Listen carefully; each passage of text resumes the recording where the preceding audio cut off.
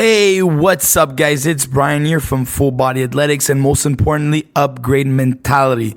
Today is episode 21, and today's title is A Comprehensive Guide to Daily Protein Intake. Why it matters and how much do you actually need. So today, guys, I want to talk about a subject that's very important for me. But before continuing on, I have to talk to you guys about my personal life.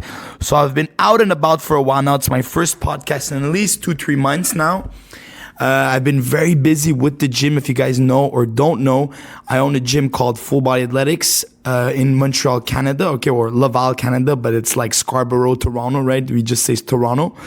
And I was actually in a training retreat not long ago. So the gym organizes training retreats all over the world. So this was our second training retreat in Rio de Janeiro, Brazil, and we had an amazing time. So I spent a lot of time working on that beautiful project, and finally I'm back with you guys for another podcast. So this is podcast episode 21. Hopefully you guys are gonna enjoy. 1, 2, 3, 4.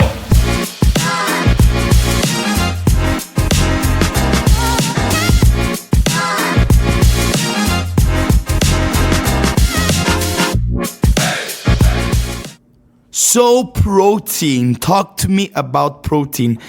Protein is the most popular macronutrient there is. Everywhere you go, every fitness magazine, every nutritional guideline, every fitness trainer, every nutritionist is going to talk to you about the importance of protein.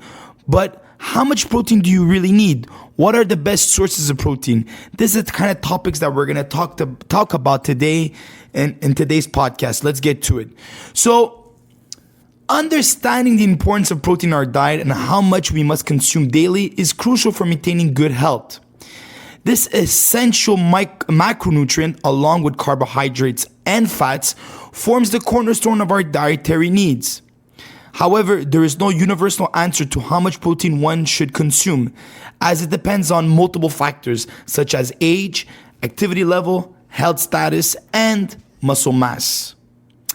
Today's podcast, we're going to delve in the realm of protein, examining its role in our body, its significance in weight loss and muscle gain, and what amount is optimal for different individuals. So let's get it started here, guys. So as you can see, today's article, we're going to talk about protein, which is something I've been speaking about since the beginning of this podcast. But most importantly, what's its role? How important is it for weight loss and also muscle gain? And what amount? Because every amount is different for every person. So let's get right into it. So the role of protein in our body. Protein is the primary building block of our body, crucial for the creation and maintenance of muscles, tendons, organs, and skin. It also plays a vital role in the production of enzymes, hormones, and neurotransmitters, which perform various essential functions in the body. The building blocks of proteins are smaller molecules known as amino acids, which link together in a chain-like structure. While our body can produce some of these amino acids, there are others known as essential amino acids, which must be obtained from our diet. The dietary sources of protein differ in their amino acid composition. Animal-based foods like lean meats and dairy products usually contain all essential amino acids, while plant-based sources may lack some of these. However, with careful planning and the use of supplements like vegan protein powders, it's possible to get all the required amino acids from a plant-based diet. So guys, I don't want you guys to think that I'm against vegans or I'm against vegetarians, especially more. Vegetarians, I think, is a diet that you can really do. And if you plan it right, you can really get all the micro and macronutrients that is recommended to live a long and healthy life. If you're vegan, however, because vegan, we're eliminating all sources of animal products and byproducts. So no butters, no ghee, no honey to that extent, So in the case of vegans, right, because in the plant world, there are no complete amino acid profile, you must supplement. You must supplement with B12, B6, all B vitamins, to be honest with you, iron, zinc, magnesium. These are a couple of micro and macronutrients that you really need. Also, in vegan diets, because there's not a complete amino acid profile, you may be deficient in complete amino acid profiles when it comes to your food. So what's going to happen is probably after workouts and stuff, or if you're not eating enough foods, or if you're not supplementing, after a while, you may feel like you're having progress to the level that you have, and it's simply because you're not compensating with protein powders and supplements in order to get the complete amino acid profile, but also the complete mineral and vitamin profile that you need in order to live a long and strong life. So, like I mentioned before, protein is composed of amino acids. Amino acids is a vital component of our body required for building and maintaining various tissues, not just muscle, hair, skin, nails. Animal-based food sources usually provide all essential amino acids, but they can also be obtained from a plant-based diet. Now, protein for weight loss, okay? Because this is a question that I always get. How does protein work when you're trying to lose weight? Protein is a key player in weight management. Consuming a diet high in protein can help boost your metabolic rate, thereby increasing the number of calories you burn. It also helps reduce your appetite, leading to a decrease in calorie intake. Recent studies have shown that a long-term diet high in protein can promote weight loss, the risk of weight gain, and protect against obesity and related diseases. So, long story short, if you're eating a lot of protein, okay, you're increasing your metabolic rate and reducing appetite. So if you increase your metabolic rate, so the amount of calories that you're burning per minute, and you're reducing your appetite, it's going to help prevent weight gain and protects against obesity-related diseases.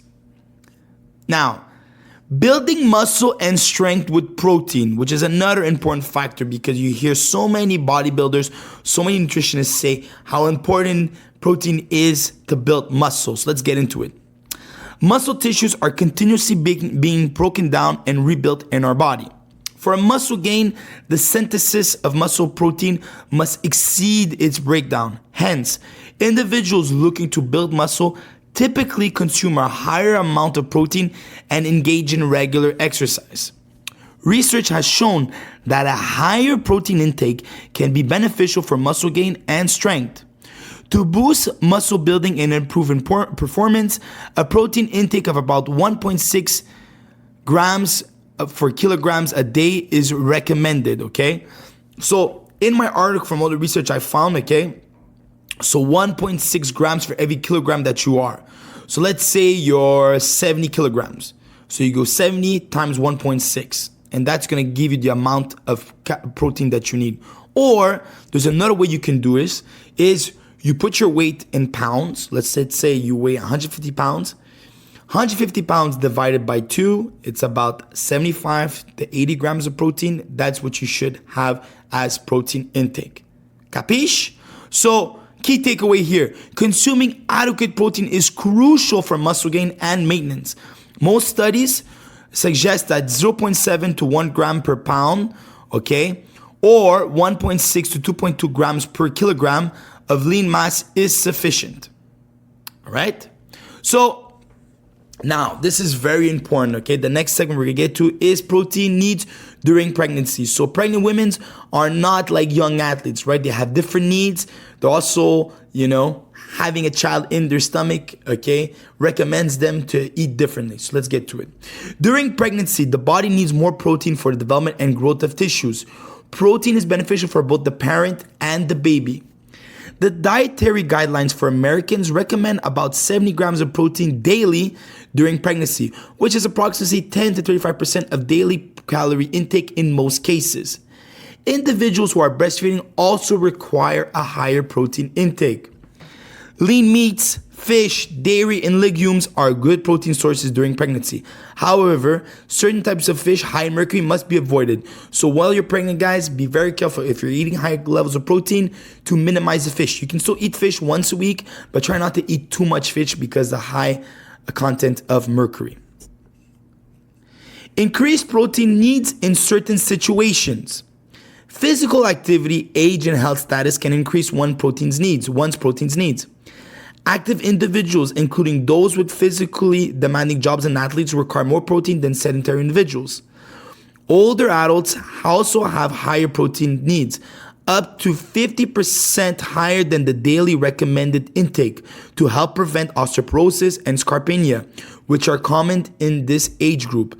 So if you're older than 60 years old, you have to have at least 50% of your diet come from protein, because protein is going to prevent you from having osteoporosis and sarcopenia or other related diseases, okay? So as you're getting older, your bones are becoming weaker, you're losing muscle tissue every day or every year, so you must make sure that you're training continuously and you're also keeping your protein intake high. So individuals who are physically active or older adults and those recovering from injuries have significantly increased protein requirements. So potential health benefits or health effects of a high protein diet. Although some studies suggest the links between high protein diets and impaired kidney function, there is no concrete evidence to suggest a direct cause and effect relationship.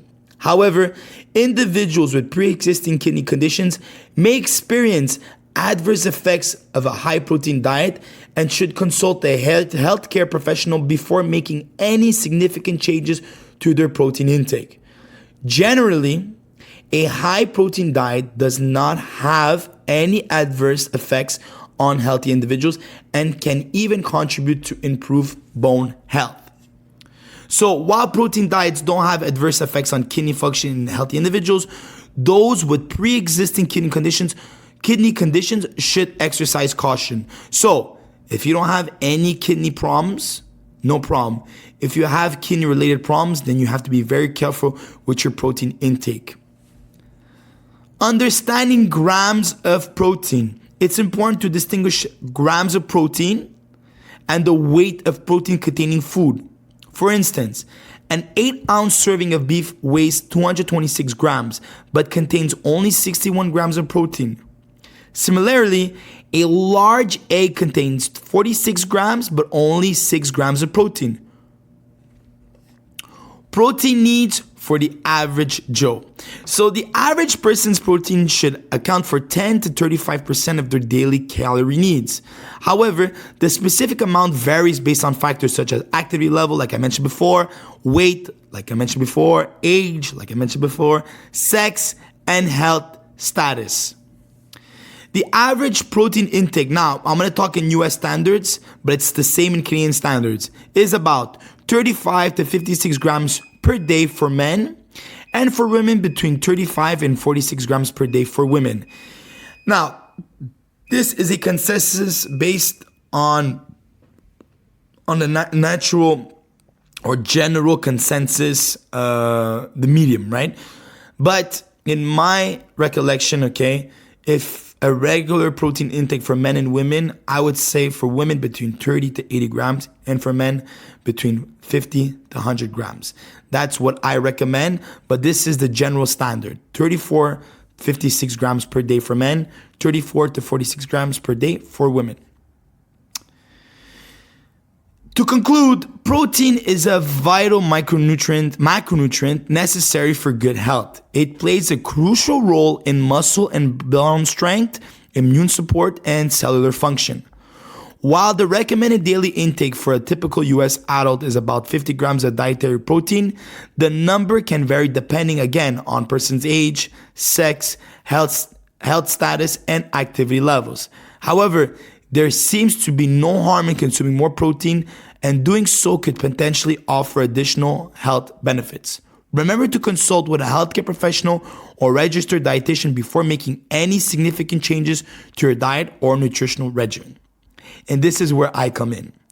So if you guys know or don't know, I'm a trainer, but I'm also a licensed naturopath. So for you guys that are maybe American or European, naturopath is, in other words, not a doctor, but a physician in natural remedies for health, okay?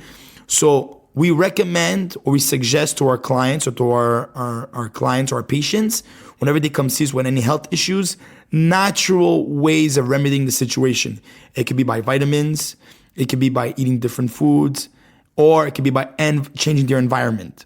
So if you guys have any questions regarding nutrition or just fitness in general, you can write me an email at fullbodyathletics@gmail.com, or you can send me a message on any social media, Full Body Athletics on Instagram, Full Body Athletics on TikTok. And that is all. Hope you guys enjoyed this episode 21 of Protein. Have yourselves a great day, and I'll see you soon.